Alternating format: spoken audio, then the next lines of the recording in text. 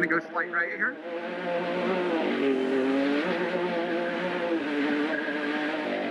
Another day, another Dakar, and a gentle introduction to this year's Saudi sand. But the rally gods are so cruel. Oops. Welcome back to Dakar 25, where last night the top competitors from the prologue gathered to choose their start positions for today's first real special. Welcome, Skylar Howes. You can choose whatever spot you want. I'm going to choose spot number 23. It's going to be the same, 23. Same place, 23. I'll go 23. 23, surprise, surprise. Thank you so much. You don't want to open the road, but you also don't want to be held up by too many guys in front. Now we're going to go 8. We go 8. Number 11, that's an interesting choice.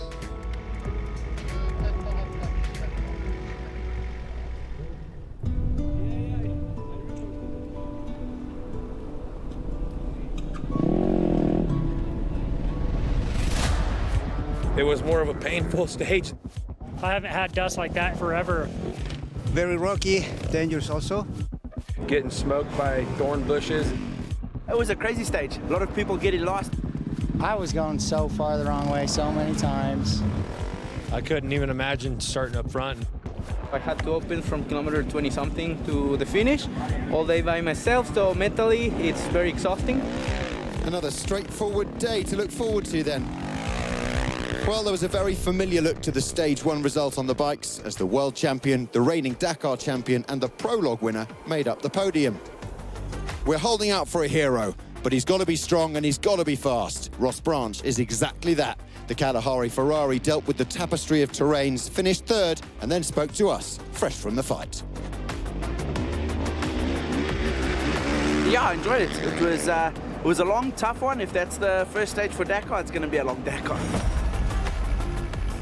Runner-up today, Ricky Brabeck, but even he found it tough.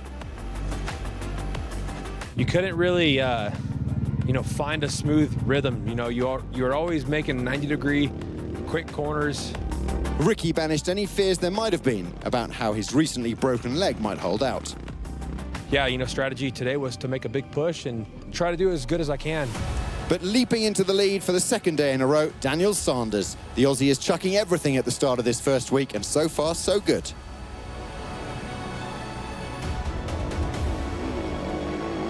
A lot of dust, so probably wasn't the smartest thing to start back, but in the end, everyone caught each other, and it was just no one wanted to give up any space, so everyone held their line and didn't want to play friendly, so you had to charge it up and forget about the road book and just walk past them and get in front. 3 different manufacturers in the top 3 after the first special. Honda dominate overall, but KTM are definitely back, and Hero are in the mix. Bühler cayó. ¿Está fuera? Yes, Sebastian Bühler did crash, and yes, he is out of the Dakar. The German broke his collarbone at kilometer 68. In the braking zone, I hit the rock that, look.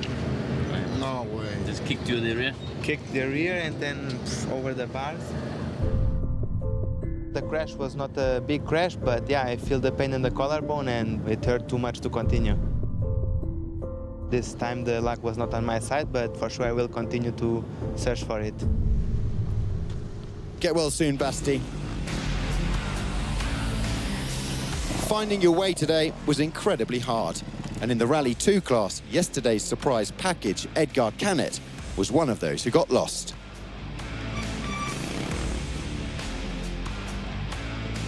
His problems handed top spot to Bass World KTM's Tobias Ebster, who won Original by Motul last year. Some things you get used to seeing in the desert, but 2 former bike champions competing in a car, that's a first for me. Here he comes.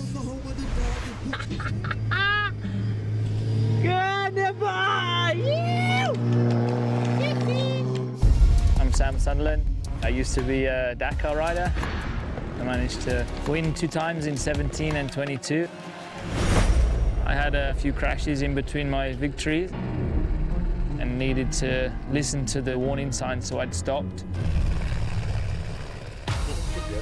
Toby Price, 2-time Dakar winner. I for sure wanted to do 1 or 2 more years. Unfortunately, the contract didn't get renewed.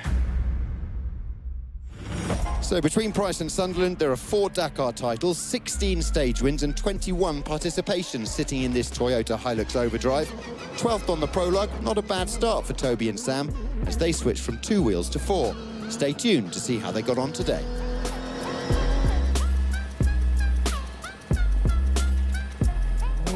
Remember Rokas Pashuska's final day heartbreak in 2023? Another bad day for the Lithuanian.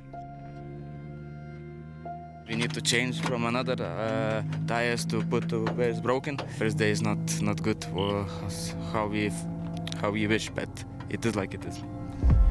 After bad luck yesterday, Guillaume de Mévius was hoping things would get better. They didn't. We had some branches coming in the radiator that frustrating the cooling, so we had to stop 2 times to remove them. No such issues for Saud Variawa. His top result last year was 5th, so 3rd place today, an improvement, but he was still frustrated. Sitting in the dust for about 150 kilometers behind one of the other guys, but nonetheless, really good. 2nd Dakar, already running in the front, so I'm really happy with that. The South African turns 20 on Tuesday. This podium, an early birthday present.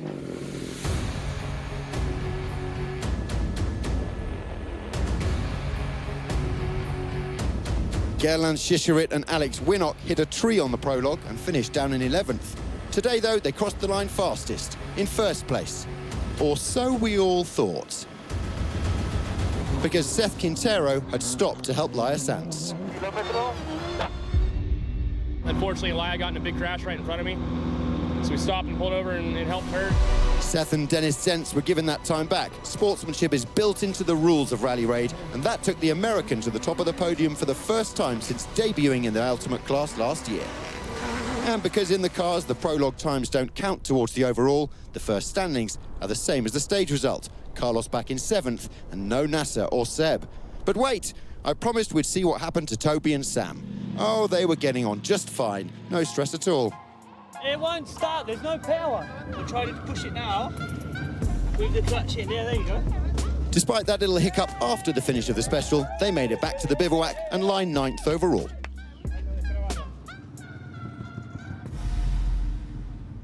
In the Challenger class, 2nd and 3rd in the prologue battled it out all day for the win. 16-time stage winner and 2019 quads champion Nicolas Caballasso against rookie Dakar debutant Gonzalo Guerriero. Experience prevailed by 18 seconds.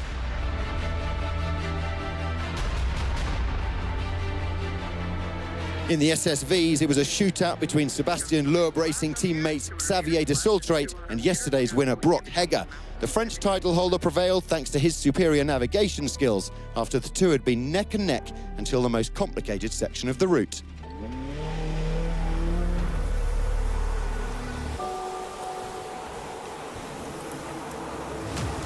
Truck suspension takes some beating at the Dakar, especially on a day like this. Defending champion Martin Maček was happy to only drop 2.5 minutes in 3rd place. 2nd was for Alice Lopreich, who's been chasing Dakar glory since all the way back in 2006. But for the 2nd day running, the Czech's outdone by a Flying Dutchman, Mitchell van den Brink, and he's our first overall leader in the big beasts. Navigation's such a vital part of this sport, and today cars, bikes, trucks, T3s and T4s all had huge problems at the same point. Some competitors lost not just their way, but a lot of time. Everyone got back eventually, and I'll be back tomorrow. I hope you join me.